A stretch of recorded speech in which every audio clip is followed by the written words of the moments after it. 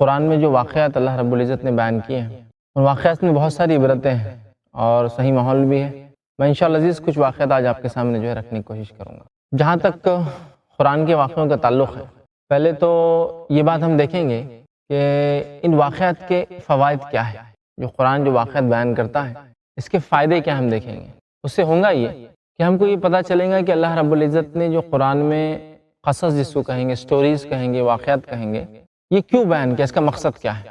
ورنہ ہوتا ایسا ہے کہ ہم بہت ساری بار بیٹھتے ہیں، قصے کہانیاں لوگ بیان کرتے ہیں، لیکن اگر وہ واقعے کا مقصد کیا تھا، مورل آف دا سٹوری جس کو بولیں گے، کہ واقعہ کیوں بیان کیا گیا، اگر وہ نہ پتہ ہو تو پھر اس واقعے کا صحیح فائدہ ہم اٹھا نہیں پاتے ہیں۔ تو اللہ رب العزت نے قرآن میں بہت سارے واقعات بیان کیے، جس کی مثال میں یوں دوں گا کہ ایک والد جو اپنے بچوں کو بنانا چاہتا ہے وہ ان کو ویسے واقعہ سناتا ہے۔ جیسا کہ اگر کوئی والد یہ سوچتا ہے کہ میرا بچہ ڈاکٹر بنے، تو وہ ڈاکٹرز کے بڑے بڑے جو ڈاکٹرز گزرے ہیں، ان کی محنت، مشقت، جو تکلیفیں انہوں نے سہی اور جو کامیابی انہوں نے حاصل کی، وہ واقعہ سناتا ہے۔ بچہ بڑا ہوتا ہے، اس میں جذبہ پیدا ہوتا ہے کہ وہ بھی ڈاکٹر بنے۔ کوئی شخص اگر اپنے بچے کو انجینئر بنانا چاہتا ہے تو وہ بڑے بڑے انجینئرز کے واقعہ سناتا ہے، کہانیاں اور اس کی پوری تفصیلات، اس کی تعلیم، وہ کس گاؤں سے تھا، کس مشقت میں، محنت میں اسٹرگل کر کے پڑھا، پھر اس کے بعد وہ کیا بنا وہ سکھاتا ہے۔ اللہ رب العزت ہم سے کیا چاہتا ہے، وہ ہمیں کیا بنانا چاہتا ہے، یہ اہم چیز ہے۔ کیونکہ اللہ نے جو واقعات قرآن میں سنائے وہ چاہتا ہم ویسے بنے، اس لیے واقعہ سنائے۔ جیسے کہ پیرنٹس، والدین بچوں کو واقعہ سناتے جو بنانا چاہتے ہیں، تو اللہ تعالیٰ نے قرآن میں ایمان والوں کے واقعات سنائے، بالخصوص ایمان میں جو سب سے اعلیٰ درجے کے لوگ تھے جن کو انبیاء کہتے پہلے، ان کے واقعات، پھر انبیاءوں پہ ایمان لانے کے واقعات، ان کی محنتیں اس دین کے لیے، ایمان کے لیے، اسلام کے لیے، ان کی مشقتیں، ان کی کوششیں، جو تکلیفیں ان کو اس پر آئی، اور اس کے بعد اللہ رب العزت نے ان کو کیا دیا اس دنیا میں اور آخرت میں ان کے لیے کیا ہوگا، یہ ہے سب۔ دوسرا، یہ واقعات جو قرآن کے ہیں، یہ واقعات صرف سٹوریز نہیں ہے کہ ہاں سن لیے ماشاءاللہ، ایک واقعہ شروع ہوتا ہے، ایک بچہ پیدا ہوتا ہے اور اس بچے کو مارنے کے لیے بادشاہ مکمل کوشش کر رہا ہے، پھر بچہ پیدا ہونے کے بعد اسی بادشاہ کے گھر میں پلتا اور بڑا ہوتا ہے، اور ایک پورا قصہ چل رہا ہے، پھر اسی بچے کے ہاتھوں اس کی حکومت ختم ہو جاتی ہے۔ تو ہم نے تو سن لیا ماشاءاللہ زبردست کہانی تھی، اچھی سٹوری تھی، اچھا واقعہ قصہ تھا اور معاملہ ختم ہو گیا، ایسا نہیں ہے۔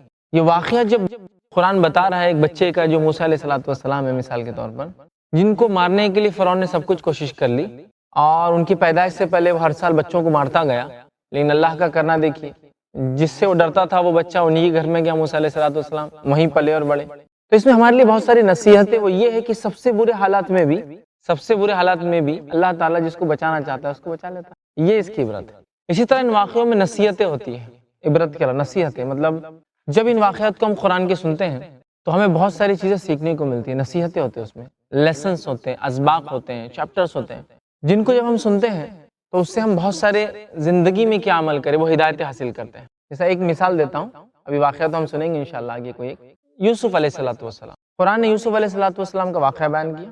جب یوسف علیہ السلام کا قرآن نے واقعہ بیان کیا تو جب ان کو عزیز مصر کے بادشاہ نے ایک پوزیشن دی کہ آپ کو پوزیشن لیجیے، بادشاہ تو وہ نہیں تھے لیکن پوزیشن دی کہ آپ کچھ، میں ملک میں آپ کو حصے دار بنانا چاہتا ہوں، کو پوزیشن پوسٹ دینا چاہتا ہوں، کیا لیں گے؟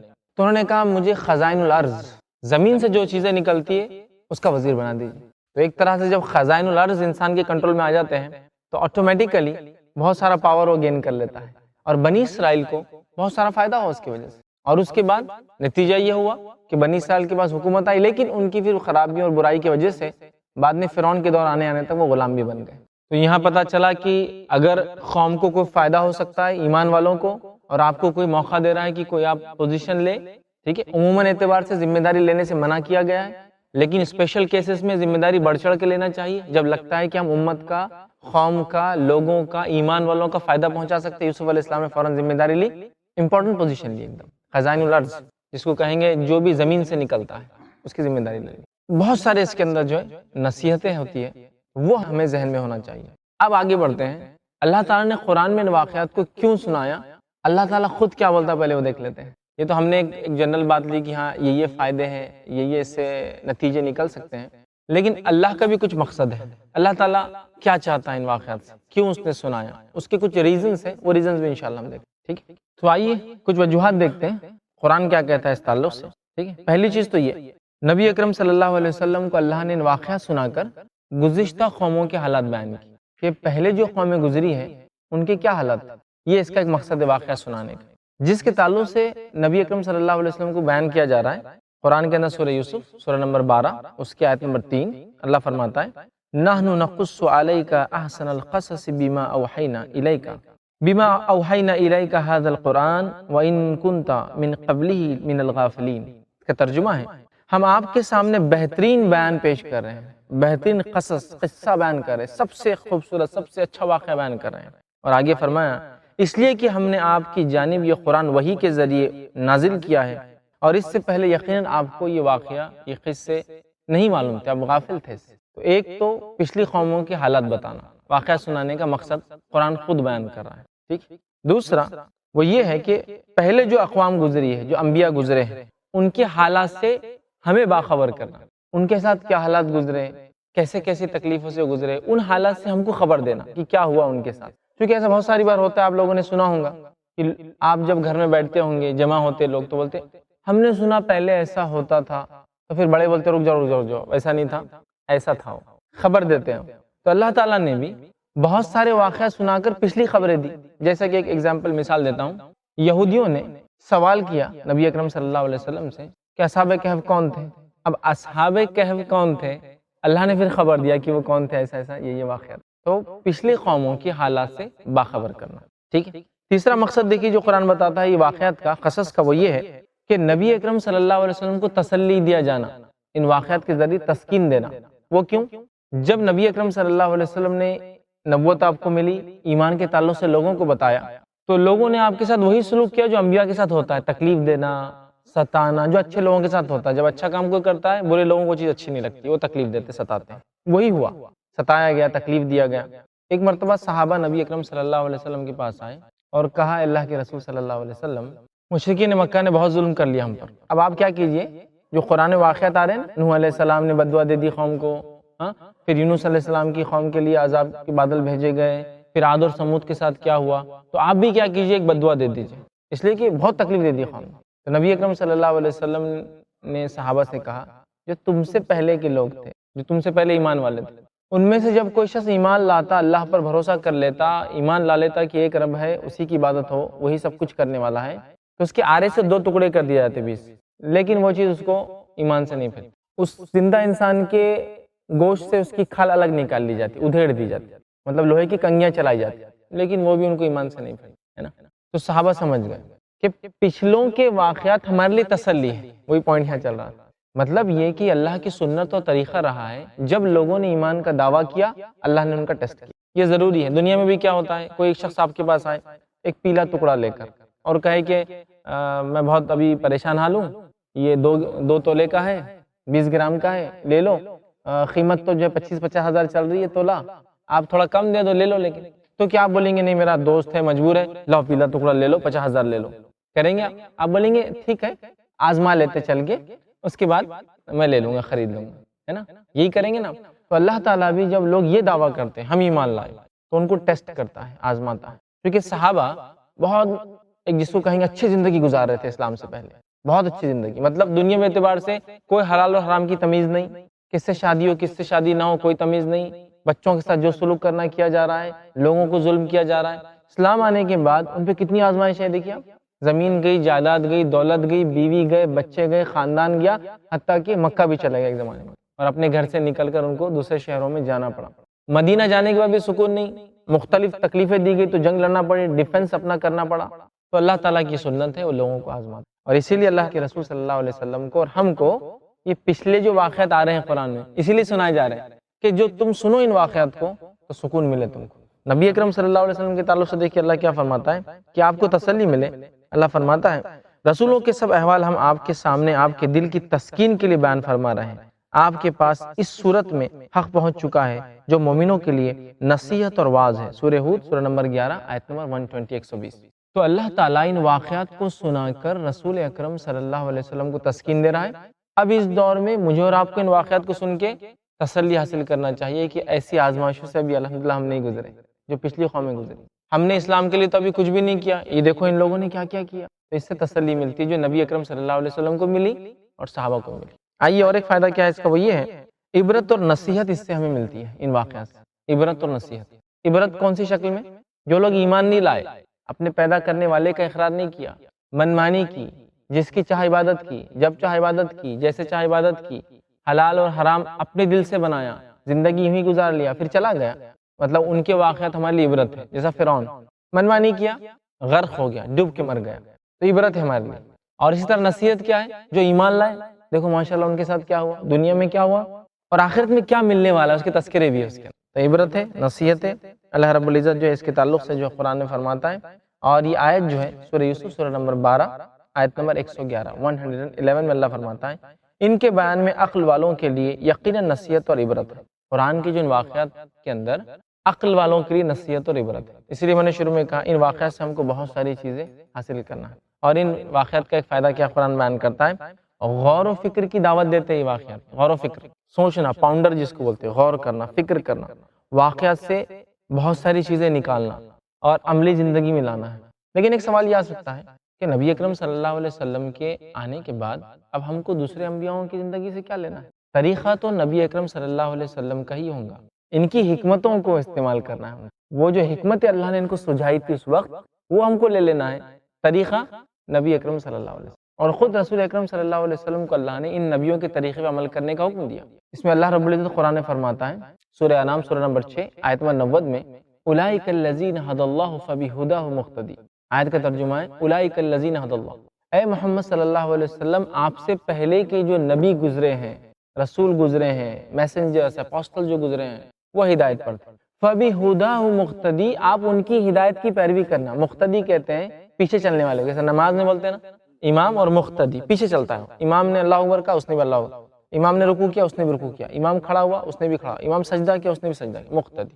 اولئک الذین ھدی اللہ، آپ سے پہلے کے نبی ہدایت پر تھے، فبہداہ مقتدی، پیروی کرو ان کے طریقے کی، اور نبی اکرم صلی اللہ علیہ وسلم نے کیا بھی۔ تو اللہ سبحانہ تعالیٰ قرآن میں فرماتا ہے اولئک الذین ھدی اللہ فبہداہ مقتدی، کہ نبی اکرم صلی اللہ علیہ وسلم کو فرما رہا ہے کہ آپ سے پہلے کے نبی ہدایت پر تھے اللہ کی طرف سے، آپ ان کی ہدایت کی پیروی کیجیے۔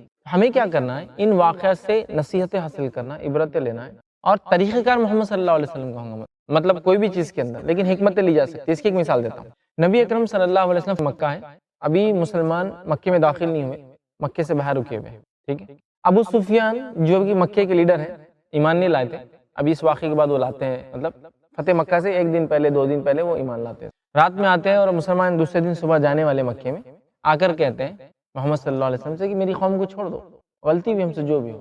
آپ نے فرماتے اب تو نہیں، معاہدہ توڑ دیا تم نے، اب تو جنگ ہوں گی یا پھر ہم کو مکہ لینا پڑے گا، اس لیے کہ معاہدہ یہی تھا کہ ہمارے آدمی کو تم نہیں چھڑو گے اور تمہارے آدمی کو ہم ماریں گے، اور انہوں نے قتل کیا کچھ صحابہ۔ اب وہ وہاں سے نکلے، ابوبکر صدیق رضی اللہ عنہ کے پاس گئے، ابوبکر صدیق رضی اللہ عنہ سے کہا کہ میں کیا کروں، ایسا صلی اللہ علیہ وسلم کیا کرنے والے، کل پلاننگ کیا ہے تم لوگوں کی؟ کیا وہی کروں گے جو سلوک ہوتا ہے مکے میں، یا وہی سلوک کروں گے جو عربوں میں ہوتا ہے کہ جب کوئی قوم کسی بھی حملہ کرتی ہے تو سارے مردوں کو مار دیا جاتا ہے، عورتوں کو غلام بنا لیا جاتا ہے، بچوں کو بیچ دیا جاتا ہے، یہ ہوتا ہے؟ کیا ہونے والا ہے؟ ابوبکر صدیق رضی اللہ عنہ کیا فرماتے ہیں؟ مجھے ایسا لگتا ہے کہ تو ایک دوست ہی دوست کو اچھے سے پہچانتا ہے۔ ابوبکر صدیق رضی اللہ عنہ محمد صلی اللہ علیہ وسلم کے بہت جگری دوست، بہت جگری، تو کہا مجھے ایسا لگتا ہے کل کیا ہونے والا سنو، کل محمد صلی اللہ علیہ وسلم یہ اعلان کرنے والے ہیں، مجھے ایسا لگتا ہے کہ کیا امید کرتے ہو تم مجھ سے، آج کیا سلوک کروں؟ ابو سفیان کو اس کا اندازہ تھا کہ جنگ بدر میں ہم انہیں کچھ نہیں کر سکے، جنگ احد میں معاملہ برابری کا رہا، ابھی بھی کچھ حل ہونے والا نہیں، اور اب یہ 2 جنگ ہو چکی تھی، پہلے اور بھی جنگیں تھی لیکن یہ بڑی جنگ ہے جس کو ہم کہہ سکتے، تو وہ سمجھ چکے تھے کہ مسلمانوں کو شکست دینا ممکن نہیں ہے، اور اب تو مسلمانوں کی بڑی تعداد تھی۔ اب جب نبی اکرم صلی اللہ علیہ وسلم آ رہے تو کہا ابوبکر صدیق نے مجھے ایسا لگتا ہے اعلان ہوگا، تو تم کیا کرنا جب یہ اعلان ہوگا تو یہ کہہ دینا ہم آپ سے وہی امید کرتے ہیں جو یوسف کے بھائیوں نے یوسف سے امید کی تھی، بس یہ بول دینا۔ نبی اکرم صلی اللہ علیہ وسلم مکے میں داخل ہوئے، پوچھا آج تم کیا امید کرتے ہو میرے سے، تو فوراً ان کو پہلے سے پتا تھا کیا بولنا ہے، کہہ دیا وہی امید کرتے ہیں جو یوسف کے بھائیوں نے یوسف سے کی تھی۔ کیا امید تھی یوسف کے بھائیوں کی یوسف سے علیہ السلام؟ یوسف علیہ السلام کے بھائیوں نے کیا کیا تھا ان کے ساتھ؟ ظلم کیا تھا، مارنے کی سازش کی تھی، قتل تو نہیں کیا تھا لیکن سوکھے کنویں میں ڈال دیا تھا، اس لیے کہ ایک بھائی نے بولا کہ قتل کرنا اچھا نہیں دکھتا، چھوڑ دو خود مر جائیں گے اندر۔ جب یوسف علیہ السلام بادشاہ بن گئے، ذمہ دار بن گئے مصر کے، تب وہ چھوٹے تھے جب انہوں نے وہ کوشش کی تھی، یہ بڑے ہو کے بھائیوں کو پہچان لیا، بھائی نہیں پہچان سکے، لیکن آپ نے سب کو معاف کر دیا۔ تو نبی اکرم صلی اللہ علیہ وسلم نے کہا جاؤ آج سب کو معافی ہے، سب کو معافی ہے، جو ابو سفیان کے گھر میں اس کو معافی ہے، ہماری کوئی جنگ نہیں ہے، جو کعبے میں ہے اس سے جنگ نہیں ہے آج کو، جو گھر کے دروازے کے پیچھے اس سے کوئی جنگ نہیں۔ تو پتہ چلا نبی اکرم صلی اللہ علیہ وسلم نے کیا کیا، یوسف علیہ السلام نے جو کیا وہی کیا نا، پچھلے انبیاء ہدایت پر تھے نا، استعمال کیا گیا۔ تو یہ واقعات جو ہے یہ عبرتیں ہیں، نصیحتیں ہیں، اس پر عمل کرنا ہے، ان کی حکمتوں کو استعمال کرنا ہے، اس میں بہت اچھے اچھے لیسنس ہیں ہمارے لیے، اس کو معمولی نہیں سمجھنا چاہیے۔ جیسا ہوتا ہے نا کہ قصہ پڑھے ہو ماشاءاللہ بہت اچھی سٹوری تھی رات میں پھر سو گئے، بلکہ اس سے ہم کو بہت ساری چیزیں سیکھنا ہے۔ ٹھیک، اب جو انبیاء تھے جن کے واقعات میں آپ کے سامنے رکھوں گا ایک کے بعد ایک، یہ انبیاء جو تھے یہ اللہ کے چوزن پیپل جس کو بولتے ہیں، چنندہ لوگ تھے، سلیکٹڈ پیپل، چوزن پیپل جس کو۔ اور نبی کیا ہوتا ہے پہلے بتا دیتا ہوں میں، نبی کیا ہوتا ہے، انسانوں میں سے ایک انسان ہوتا ہے، اللہ اس کو چن لیتا ہے۔ ٹھیک ہے، اس کو عربی مصطفیٰ اسی لیے کہتے ہیں، مطلب اس کو اللہ نے چن لیا، چن لیتا ہے اور اس تک وہی کرتا ہے تاکہ انسانیت کو بتا دے ان کا رب ان سے کیا چاہتا ہے۔ تو یہ انبیاء کیوں آتے ہیں؟ سب سے پہلا ان کا کام ہوتا ہے توحید کا پیغام انسانیت کو دے، بنانے والا جس نے بنایا ہے اسی کی عبادت میں لوگوں کو لگائے، شیطان کی اور دوسری چیزوں کی جو عبادت دنیا میں لوگ کرتے ہیں اللہ کے علاوہ یا اللہ کے ساتھ، ان سے ان کو روکے، یہ مقصد ہوتا ہے۔ اس کے لیے وہ ہر ممکن جد و جہد کرتے ہیں۔ نبی اکرم صلی اللہ علیہ وسلم کو ایسے خاندان، ایسے لوگوں میں کیوں بھیجا گیا جو کافر تھے، ایمان والے نہیں تھے؟ تو دیکھیے اللہ رب العزت کی سنت ہے، اس کا اپنا ایک طریقہ ہے ہر چیز کے۔ کچھ انبیاءوں کو اس نے ایسے گھرانوں میں بھیجا جو پہلے سے ایمان والے تھے، جیسا کہ ابراہیم علیہ السلام کے بیٹے اسماعیل علیہ السلام، اسحاق علیہ السلام، ان کے والد ایمان والے نبی۔ پھر اس کے بعد اسحاق علیہ السلام کے بیٹے جو ہے یعقوب علیہ السلام، ایمان والے نبی۔ یعقوب علیہ السلام کے بیٹے یوسف علیہ السلام، ایمان والے نبی۔ ایسا بھی مثال ہے۔ لیکن خود ابراہیم علیہ السلام کو لے لے تو وہ ایسے گھر میں آئے جن کے والد بت فروش، بت پرست اور ایک بت خانے کے ذمہ دار بڑے تھے، اس کو چلاتے تھے اور عبادتیں کرتے تھے وہاں۔ تو یہ اللہ کا اپنا طریقہ، اپنی ایک سنت جس کو کہیں گے کہ وہ جس کو جہاں چاہتا ہے وہاں سے چنتا ہے، چاہے پھر وہ خاندان مسلم ہو، چاہے وہ خاندان غیر مسلم ہو یا کافروں کا ہو۔ تو بہرحال ہم جو باتیں دیکھ رہے تھے وہ یہی تھا کہ انبیاء علیہ السلام چوزن پیپل ہوتے ہیں، چنے ہوئے لوگ۔ اللہ اپنی توحید کے لیے ان کو بھیجتا ہے تاکہ لوگوں کو بتائے کہ اللہ کی عبادت کی جائے، اس کے علاوہ کسی کو شریک نہ کیا جائے، شرک سے لوگوں کو روکے۔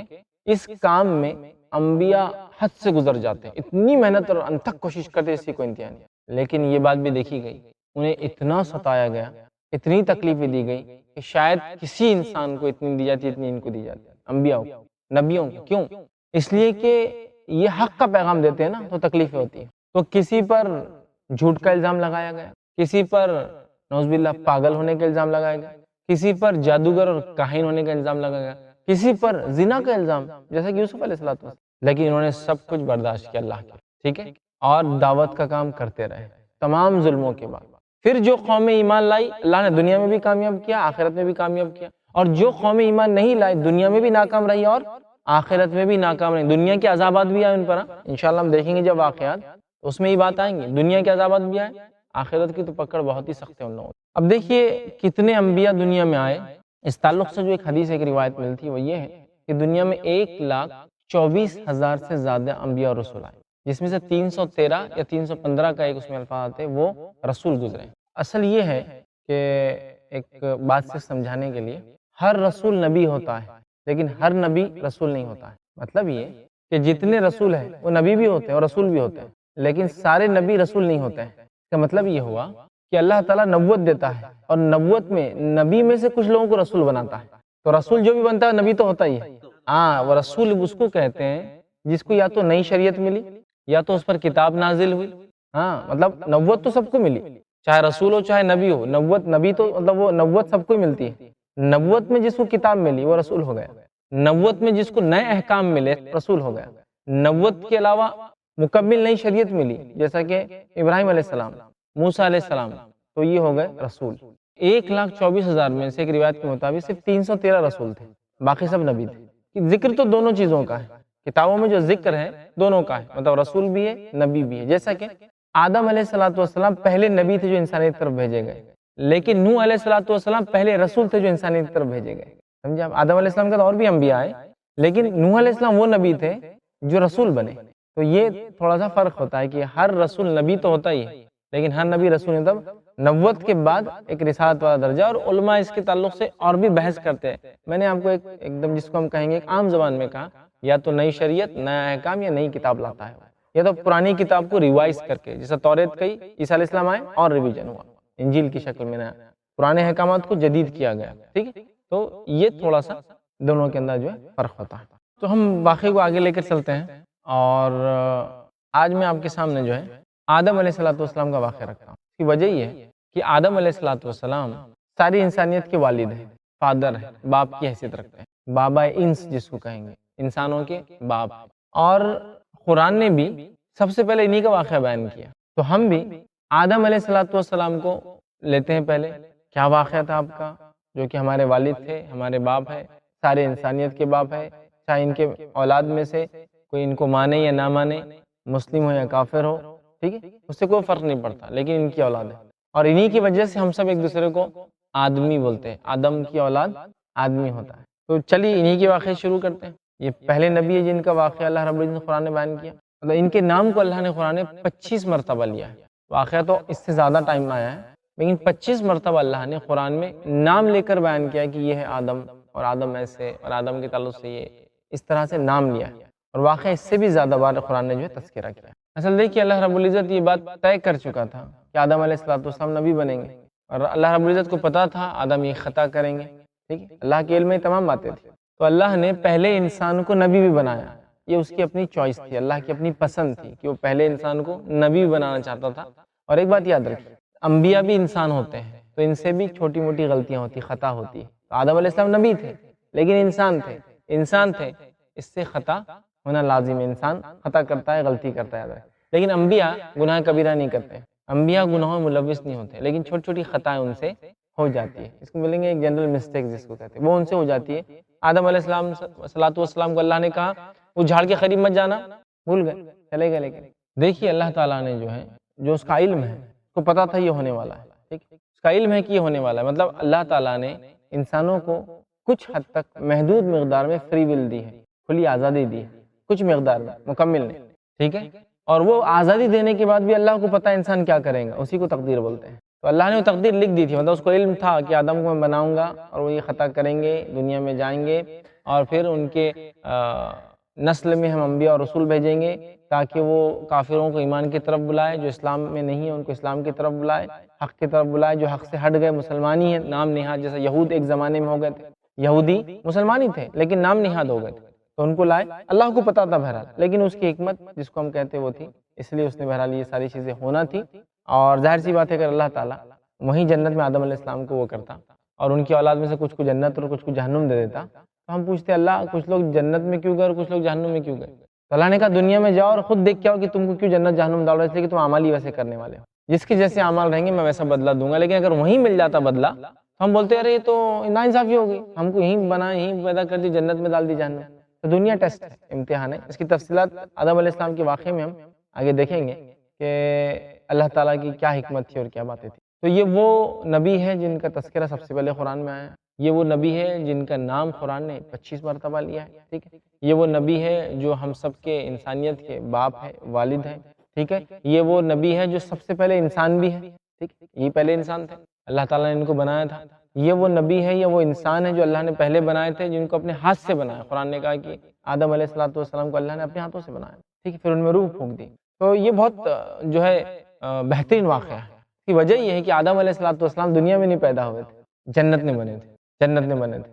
اب جب جنت میں بنے تھے وہ، تو ظاہر سی بات ہے جب ہم واقعہ لیں گے تو جنت کے تعلق سے تذکرے آئیں گے، جنت میں اللہ نے بنایا تھا، جنت تو ہم سب جانتے ہیں نا کیا ہے، جنت کا عام معنی ہوتا ہے باغ، لیکن ایسا باغ جس کو کسی نے نہ دیکھا، نہ اس کو ہم سمجھ سکتے ہیں، نہ اس کا تصور آ سکتا، اتنا امیزنگ، اتنا خوبصورت وہ باغ ہے، نعمتوں والی جگہ ہے، مطلب سب سے زیادہ نعمتیں اگر کہیں ہیں تو وہ جنت میں ہی یاد رکھیں، دنیا میں بھی نہیں ہے اور کہیں بھی نہیں ہے، تو جنت ہی یاد رکھیں، سب سے زیادہ سہولتیں، سب سے زیادہ نعمتیں، سب ساری چیز سمجھ لیجیے ایک طرح سے کہا جائے تو وہ جنت ہے جو الٹیمیٹ ڈیسٹینیشن میرا اور آپ کا ہونا چاہیے، یاد رکھیں۔ کیا نیند آ رہی ہے؟ اتنا اچھا واقعہ شیخ سنا رہے ہیں اور آپ کو نیند آ رہی ہے؟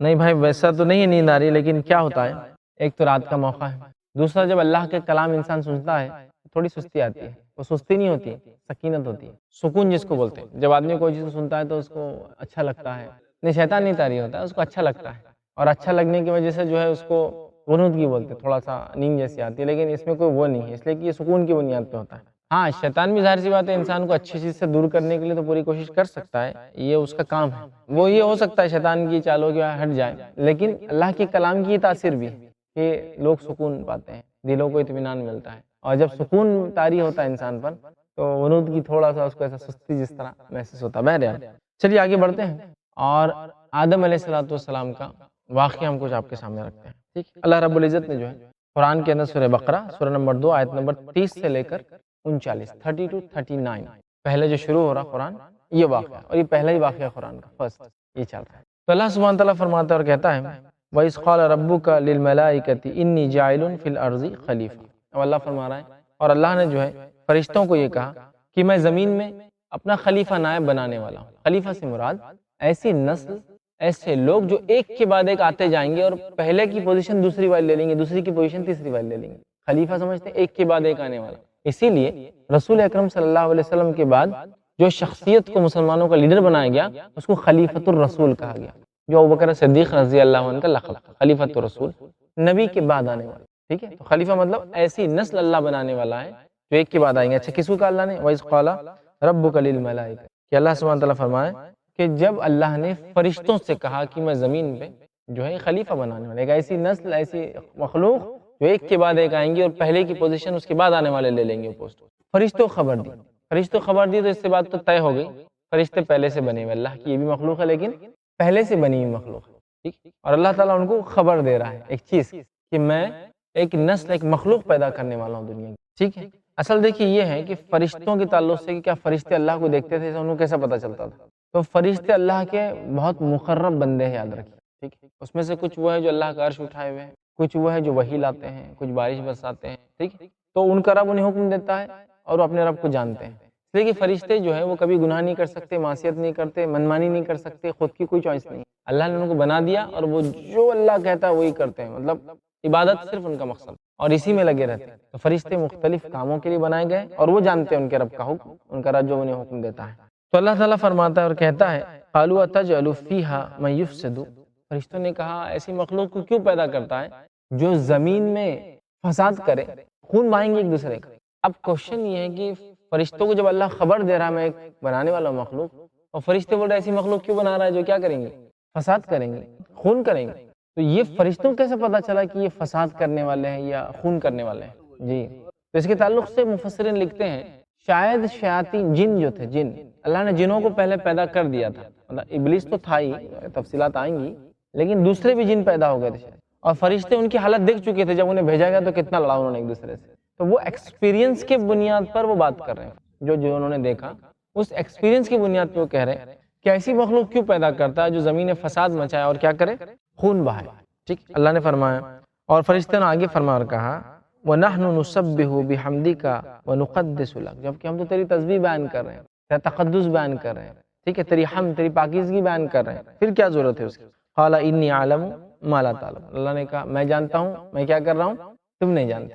پھر اس کے بعد اللہ تعالیٰ نے آدم علیہ السلام کو بنایا، پیدا کیا، پھر آدم علیہ السلام کو نام سکھائے ساری چیزوں، اور جب کہا آدم علیہ السلام فرشتوں کو کہ بتاؤ اگر تم ان چیزوں کے نام بتا سکتے ہو، فرشتوں نے کہا کہ ہم تو نہیں بتا سکتے، کیوں؟ کیونکہ ہم کو تو اس کا علم ہی نہیں ہے سوا اس کے جو تو نے دیا ہے۔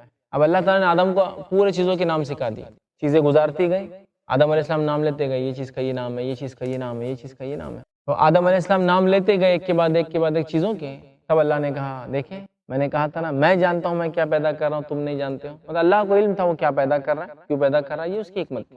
فرشتوں نے جو کہا کہ اللہ کیوں مخلوق پیدا کر رہا، تو یہ وہ جلن سے، حسد سے نہیں کہا انہوں نے، ایک جنرل کوشچن تھا ان کا، اللہ نے ان کو انفارمیشن دی، انہوں نے اس انفارمیشن کے لیے کہا کہ یہ تو ایسا کرنے والی ہے، کیوں پیدا کرتا پھر ایسے؟ فرشتوں کا یہ مقصد نہیں تھا کہ اللہ انسان کو نہ پیدا کرے، لیکن وہ جاننا چاہتے تھے کیوں پیدا کیا جا رہا ہے، تو اللہ تعالیٰ نے سوال کروایا، فرشتوں نے سوال کے جواب نہیں دے پائے، علم نہیں تھا ان کو اس چیز کا، آدم علیہ السلام کو علم سکھایا اور کر دیا۔ اس سے ایک بات پر کیا پتہ چلی، انسانیت کو فرشتوں پر بھی فوقیت اس لیے ملی علم کی بنیاد، علمی تو تھا نا، ورنہ فرشتے تو ایسی عبادت کرتے اللہ کی جس کے بارے میں ہم انسان تو سوچ بھی نہیں سکتے، رکوع تو رکوع، سجدہ تو سجدہ، طواف تو طواف ہی چل رہا ہے، تو انسانوں کے مقابلے میں فرشتوں کے کم ہے، انسانوں کے مقابلے میں ظاہر سی بات ہے انسانوں کی افضلیت جو اشرف المخلوقات کہتے وہ علم تھا، آدم علیہ السلام کی پہچان تھی علم، تو کوئی ایک انسان جاہل نہیں ہو سکتا کبھی بھی، یاد رکھیں، جاہل ہے تو وہ وہی صفت ہی نہیں ہے اس میں جس صفت پہ اللہ نے آدم علیہ السلام کو پیدا کیا. اور اگر اس کو علم ہے تو سب سے پہلے اس کو اس کا علم ہونا چاہیے کہ اس کا بنانے والا کون ہے. اگر وہ نہیں ہے تو پھر اس نے کچھ بھی علم حاصل نہیں کیا. اس لیے کہ کس نے پیدا کیا انسان کو وہ سب سے اہم چیز ہے نا. اس سے اہم اور کیا ہو سکتا ہے؟ جو ہم کو کھلاتا ہے جو پلاتا ہے دنیا میں احسان کرتا ہے تو اس کا احسان ہم مانتے ہیں. جس نے پوری کائنات بنائی سب چیزوں کو چلا رہا ہے ہمارے لیے سب کچھ کر رہا ہے اس کو پہچاننا ہے. یہ اہم چیز ہے. تو بہرحال جب وہ کر لیا پھر اس کے بعد اللہ نے حکم دیا فرشتوں کو کہ آدم علیہ السلام کو کیا کرو؟ سجدہ کرو. کیونکہ جو آدم علیہ السلام کے سامنے سجدہ کرنے کا اللہ تعالیٰ نے حکم دیا تھا. ٹھیک ہے. آدم علیہ السلام کو اللہ نے فرشتوں کو کیوں حکم دیا سجدے کا جبکہ وہ انسان ہے اور ہم جانتے سجدہ نہیں کیا سکتے؟ دیکھیے سجدے کی دو قسمیں ہوتی ہیں. ایک سجدہ عبادت اور ایک سجدہ تعظیمی. مطلب ایک سجدہ جو عبادت کے لیے کیا جاتا ہے ٹھیک ہے اور ایک سجدہ جو تعظیم از رسپیکٹ کیا جاتا ہے. سمجھا؟ تو یہ جو آدم علیہ السلام کو فرشتوں نے سجدہ کیا یہ سجدہ تعظیمی تھا سجدہ عبادت نہیں تھا. آدم علیہ السلام کی برتری بتانے کے لیے کہ آدم افضل ہے فرشتوں سے اس لیے کروایا گیا. ٹھیک ہے اس وجہ سے. اب سوال یہ ہے کہ کیا آج بھی یہ چیز لاگو ہے کہ انسان دوسرے کے سامنے سجدہ کر سکتا ہے؟ تو یاد رکھیے یہ چیز اب لائق نہیں ہے.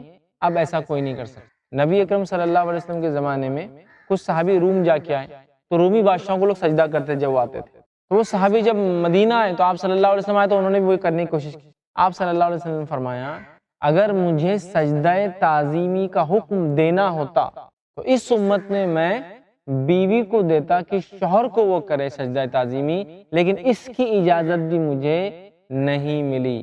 اس امت میں سجدہ تعظیمی کی اگر اجازت ہوتی تو وہ صرف بیوی کو ہوتی کہ شوہر کو کرے لیکن اس کی اجازت بھی اس امت میں نہیں دی گئی.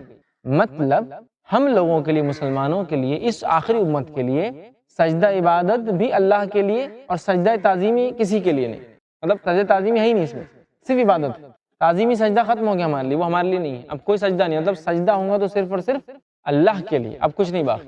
جیسا کہ یوسف علیہ السلام کو سجدہ کیا ہے نا ان کے بھائیوں نے تو وہ تب سجدہ تعظیمی تھا. لوگ بولتے بہت سی بار کہ آج بھی ہم لوگوں کے سامنے جھکتے ہیں وہ اس لیے جھکتے ہیں کہ وہ سجدہ تعظیمی نہیں. اب سجدہ تعظیمی اس امت میں اگر ہوتا کسی کے لیے تو وہ صرف اور صرف بیوی کے لیے ہوتا کہ شوہر کو کرے لیکن اس کی بھی پرمیشن نہیں ہے. اس سے ایک اور بات پتہ چلی کہ شوہر کا کتنا مقام ہے. شوہر کا ایک بڑا مقام دیا اسلام نے اور شریعت نے. عیسیٰ علیہ السلام کے زمانے میں بھی ہم دیکھتے ہیں کچھ واقعات ملتے ہیں لیکن نبی اکرم صلی اللہ علیہ وسلم نے اس کی بھی ممانعت کر دی. اب یہ سجدہ بھی تعظیم والا کسی کو نہیں ہو سکتا. یہ اس امت میں حرام ہے. اب یہ بات کلیئر ہونا چاہیے ہمارے. تو یہ سجدہ تعظیمی کا جو اللہ تعالیٰ نے فرشتوں کو حکم دیا سب کے سب سجدہ کر لیے سب نے سوائے ابلیس کے شیطان کی. ٹھیک ہے اس لیے کہ اس نے کیا کیا آبا واستکبر. اس نے انکار کیا تکبر کیا وکان من الکافرین اور کافروں میں سے ہو گیا. اللہ نے تو بہت ساری جگہ قرآن واقع آتا ہے کہ اس نے کیوں انکار کیا وجوہات کیا تھی. تمام تر تفصیلات جو قرآن ڈسکس کرتا ہے. ظاہر سی بات تکبر کرنا گناہ کبیرہ ہے اور یہ بہت بڑا گناہ ہے کیونکہ یہ وہ گناہ ہے جو شیطان نے سب سے پہلے کیا. اس نے شرک نہیں کیا لیکن سب سے پہلا گناہ اس نے کیا تکبر کیا. تکبر کر کے اللہ کے احکام کو جھٹلایا اور کافر ہو گیا. تو اللہ کے حکم کو جھٹلانا آدمی کافر ہو جاتا. تو بہرحال ہم نے دیکھا آدم علیہ السلام کا واقعہ ہم دیکھ رہے ہیں کہ اللہ نے ان کو جنت میں جو ہے بنایا فرشتوں کو سجدہ کرنے کا حکم دیا. ابلیس نے شیطان نے انکار کر دیا. تھوڑا سا یہاں رک کر ابلیس کے بارے میں دیکھ لیتے ہیں کیونکہ اس نے انکار کر دیا تکبر کیا ابا واستکبر وکان من الکافرین. تکبر کیا انکار کیا تکبر کیا اور کافروں میں سے. تو ابلیس کون تھا یہ بھی دیکھ لیتے ہیں. کیا وہ فرشتہ تھا؟ کیونکہ حکم تو فرشتوں کو تھا سجدے کا. پھر ہم بول رہے کہ ابلیس نے سجدہ نہیں کیا اس نے اور تکبر کیا. یاد رکھیے ابلیس کبھی بھی فرشتہ نہیں تھا. وہ جنوں کا باپ ہے. جیسا آدم علیہ السلام بابائے انس ہے ابلیس بابائے جن ہے مطلب جنوں کا باپ ہے. جن اللہ تعالیٰ کی ایک مخلوق ہے جس کو اللہ نے آنکھ سے پیدا کیا. صحیح مسلم کی روایت ہے نبی اکرم صلی اللہ علیہ وسلم کہ اللہ نے فرشتوں کو نور سے پیدا کیا جنوں کو آنکھ سے پیدا کیا اور آدم علیہ السلام کو اس چیز سے پیدا کیا جس کا تذکرہ قرآن میں مطلب مٹی سے پیدا کیا. تو فرشتے نوری مخلوق ہے جن ناری مخلوق ہے نار آنکھ کو بولتے ہیں اور انسان خاکی مطلب مٹی سے بنی ہوئی مخلوق. ٹھیک تو یہ بابائے جن ہے. اس بات کو یاد رکھیے. قرآن میں آئے تھے کہ سجدے کا حکم دیا فرشتوں کو تو پھر جن کہاں سے آ گیا اس میں. یہ سجدے کا حکم اس کو بھی تھا کیونکہ عربی کے قاعدے کے مطابق گرامیٹیکلی جب میجورٹی کو خطاب ہوتا ہے تو مائنورٹی انکلوڈ ہوتی ہے. تو یہ اکیلا تھا لیکن اس کو پتا تھا کہ مجھے بھی حکم. اس لیے تو جب اللہ نے پوچھا تم نے کیوں نہیں کیا تو اس نے یہ نہیں کہا کہ اللہ آپ نے تو فرشتوں کو بولے میرے کو کہاں بولے. اس نے یہ کہا آدم سے میں زیادہ اچھا ہوں، میں خیر ہوں اس سے۔ کیوں؟ تو آدم کو تو نے مٹی سے بنایا اللہ، مجھے آنکھ سے بنایا، اور مٹی کیا ہے؟ پھینکی جائے تو نیچے گر جاتی ہے، اور آنکھ جلائی جائے تو اوپر کی طرف جاتی ہے۔ تو اس نے کہا انا خیر، میں بہتر ہوں آدم علیہ السلام۔ تکبر کیا اس نے۔ تو اس سے ایک بات یہ بھی پتہ چلی کہ تکبر بہت بڑا جرم ہے، بہت بڑا جرم، اس لیے کہ شیطان کی جو پہلی خطا اور غلطی تھی وہ یہی تھا جس کو ہم تکبر بولتے ہیں۔ آگے ہم اور کچھ چیزیں اس میں دیکھیں گے تکبر سے کیا نتیجہ نکلا، کہ قرآن میں کتنے نبی ہیں، مطلب کتنے نبیوں کے نام ہیں، ان کے تذکرے ہیں۔ تو قرآن میں کل 25 انبیاءوں کے تذکرے ہیں، 25 نبیوں کے نام ہیں، ان کا تذکرہ، ان کا ذکر ہے۔ اس کے علاوہ کچھ کے تذکرے نام نہیں ہے، لیکن جس کو علماء لکھتے ہیں کہ یہ شاید اس نبی کا واقعہ تھا، لیکن نام نہیں ملتا ہے۔ تو اگر نبیوں کے نام سے اگر آپ کو چاہیے تو 25 نام آتے ہیں انبیاءوں کے قرآن کے اندر، اور بائبل میں کچھ نبیوں کے نام آتے ہیں، لیکن واللہ عالم ہم نہیں جانتے، اس میں بھی کچھ تذکرے آتے ہیں جس کو بہت سارے علماء نے، علامہ ابن کثیر رحمہ اللہ اور دیگر مفسرین نے، تفسیر طبری میں امام طبری نے جو ہے یہ کہا کہ یہ بھی انبیاء ہوں گے، اس لیے کہ بائبل میں یا توریت میں، تالموڈ میں، انجیل میں ان کا تذکرہ ہے۔ تو ایسا سب ملا دے تو 75 ہو جاتے ہیں، 50 ایک اور زائد آتے ہیں اس کے اندر۔ بہرحال واللہ عالم، ان 25 کا تو اللہ نے نام لیا ہے، اتنے لاکھوں میں سے 1,24,000 میں سے 25 کا نام ہی آیا ہے، انہی کا تذکرہ۔ تو اب دیکھیے ہم آگے چلتے ہیں، اور آدم علیہ السلام کے بعد جو سجدے کا جو معاملہ ہوا اور ابلیس نے انکار کر دیا، وہ بات ہم نے دیکھ لی۔ اب اللہ تعالیٰ نے جو ہے آدم علیہ السلام کو جو پیدا کیا اس کے تعلق سے نبی اکرم صلی اللہ علیہ وسلم کچھ احادیث دیکھتے ہیں ان کی تخلیق کے بارے میں، پیدائش کے بارے میں۔ آئیے ایک حدیث دیکھتے ہیں۔ وہ حدیث اس طرح سے ابو موسیٰ اشعری رضی اللہ عنہ حدیث کے راوی ہیں، وہ فرماتے اور کہتے ہیں، یہ جو روایت ہے مسند احمد کی ہے، آپ نے فرمایا کہا کہ اللہ تعالیٰ نے آدم علیہ السلام کو تمام زمین سے جمع کی گئی مٹی سے پیدا کیا۔ اسی لیے آپ ابن آدم کے اتنے کلر ہوتے ہیں، کوئی سیاہ فام ڈارک رنگ کا ہوتا ہے، کوئی جو ہے گورا ہوتا ہے، ٹھیک ہے، کوئی پیلا ہوتا ہے، مطلب کلر کے اعتبار سے، اور اس کے بیچ کے جتنے آپ نے فرمایا کلر سب ہوتے ہیں اس کے اندر۔ اور کیونکہ مٹی الگ الگ جگہ سے اٹھائی گئی تھی تو ابن آدم کا مزاج، انسان کے مزاج میں وہ باتیں آ گئی، کچھ نرم مزاج ہوتے ہیں، کچھ سخت مزاج ہوتے ہیں، وہ مٹی کا اثر ہے، اور اس کی وجہ سے رنگت بھی ہماری مختلف ہوتی ہے، کلر، اور ساتھ میں مزاج جو ہوتا ہے نا سخت اور نرم، وہ بھی مٹی کا اثر ہے، جس مٹی سے ہم کو پیدا کیا گیا، یہ ہمارے والد آدم علیہ السلام کو پیدا کیا گیا۔ تو یہ حدیث بالکل واضح کر رہی ہے کہ ہمارے رنگ، ہمارا مزاج، ہمارا رنگ اور مزاج یہ اس مٹی پہ ڈیپینڈ ہے جس سے ہم بنے ہوئے، مختلف جو لوگوں کے مزاج ہوتے ہیں۔ بہرحال آدم علیہ السلام سے پہلے کیا دنیا تھی؟ دیکھیے اس کو ہم ایسا کہہ سکتے ہیں کہ جس طرح سے آدم علیہ السلام کو اللہ نے بنایا، ان کی فطرت میں خطا کرنا ہے، اسی لیے انسان خطا کرتا ہے، وہ بھول گئے اسی لیے انسان بھی بھولتا ہے، سمجھ رہے ہیں؟ تو اسی طرح جنوں کو بنایا ان کی فطرت میں بھی ساری چیزیں ہیں، بس آدم علیہ السلام اور ابلیس میں فرق یہ ہے، نہیں وہ تو ہے آگ اور مٹی کا، فرق یہ ہے خطا دونوں نے کی، آدم نے معافی مانگ لی، ابلیس نے نہیں مانگا، بس فرق اتنا ہی ہے۔ خطا آدم علیہ السلام نے بھی کی، خطا ابلیس نے بھی کیا، ابلیس نے توبہ نہیں کیا بس۔ تو آدم علیہ السلام اور ابلیس میں شیطان نے فرق یہی تھا کہ آدم علیہ السلام نے توبہ کر لی غلطی ہونے کے بعد، اور ابلیس نے نہیں کیا۔ یہ اس میں جو ہے اس واقعے میں اصل فرق بس یہی ہے، جس کو اگر ہم سمجھ جائیں تو یہ بات واضح ہو جائیں گی کہ اگر شیطان توبہ کر لیتا تو معاملہ ختم ہو جاتا، لیکن اس نے تکبر کیا اور بس کفر اختیار کر لیا۔ بہرحال آگے ہم دیکھتے ہیں تفسیر طبری میں سورہ انبیاء سورہ نمبر 21 آیت نمبر 37 کی تفسیر میں امام طبری لکھتے ہیں کہ اللہ تعالیٰ نے آدم کو اپنے ہاتھ سے بنایا تھا، اور جس طرح کی صورت میں چاہا پیدا کیا، اور جمعہ کے دن جو آدم علیہ السلام کو پیدا کیا۔ دیکھیے یہ تو اللہ تعالیٰ ہی جانتا ہے کہ اس نے مخلوقات کو ایسا مختلف کیوں بنایا۔ خود دنیا میں دیکھیے انسان میں کتنا فرق ہے آپس میں، دو جڑوا بھائی بھی ہو تو بہت ساری چیزیں مختلف ہوتی، پسند، چوائس، ہے نا، بہت ساری چیزیں ہوتی۔ پرندوں میں دیکھیے اقسام، جانوروں میں دیکھیے بکریاں اور اس میں کتنے اقسام، مچھلیوں میں دیکھیے کتنے اقسام۔ تو یہ تو اللہ کی مرضی تھی کس مخلوق کو کس چیز سے اس نے پیدا کیا، وہ اس کی حکمت۔ اور شیطان کو آنکھ سے پیدا کیا، نظروں سے اجھل رکھا، روپ لینے کی صلاحیت دی، غائب ہونے کی صلاحیت دی، ظاہر سے تو کچھ بھی اس فرشتوں کو بنایا، وہ بھی غائب مخلوق ہے، چھپی ہوئی ہوتی ہے، وہ بھی روپ لے سکتے، لیکن ان کا معاملہ یہ ہے کہ ان سے کوئی پوچھ نہیں، اس لیے کہ وہ کوئی بھی کام نافرمانی کا کرتے ہیں۔ تو اللہ تعالیٰ کی حکمت تھی کہ ان کو نور سے، کسی کو آنکھ سے، کسی کو مٹی سے، اور ڈیفرنٹ کیوں بنایا، وہ اس کی حکمت تھی، اور ہر کسی کے لیے اس میں ایک آزمائش ہے۔ تو بہرحال دوسری ایک اور روایت آتی ہے، اس کے اندر یوں آتا ہے دیکھیے، اور وہ اس طرح سے چلتی ہے، تفسیر طبری کا ہی واقعہ ہے، امام طبری لکھتے ہیں کہ جب اللہ تعالیٰ نے فرشتوں کو، آدم علیہ السلام کو بنایا دونوں ہاتھوں سے اپنے، فرشتوں سے کہا کہ جب آدم میں روح ڈال دوں گا تو تمہیں کیا کرنا ہے، روح ڈالنے کے بعد تمہیں اسے سجدہ کرنا ہے۔ جب اللہ نے روح پھونکی تو آدم علیہ السلام کا پتلا اوپر سے نیچے کی طرف بننے لگا، جان جو آئی اوپر سے آئی۔ اب جان جو آنے لگی تو آنکھیں آ گئی، اور آنکھیں آنے کے بعد آدم علیہ السلام نے جنت کو دیکھا، لیکن ابھی پورے بنے نہیں، نیچے کی طرف روح بڑھ رہی، جسم بن رہا ہے۔ آنکھوں سے نیچے ہوتا تو آپ کو چھینک آئی، سب سے پہلا کام آدم علیہ السلام نے کیا کیا؟ چھینکا۔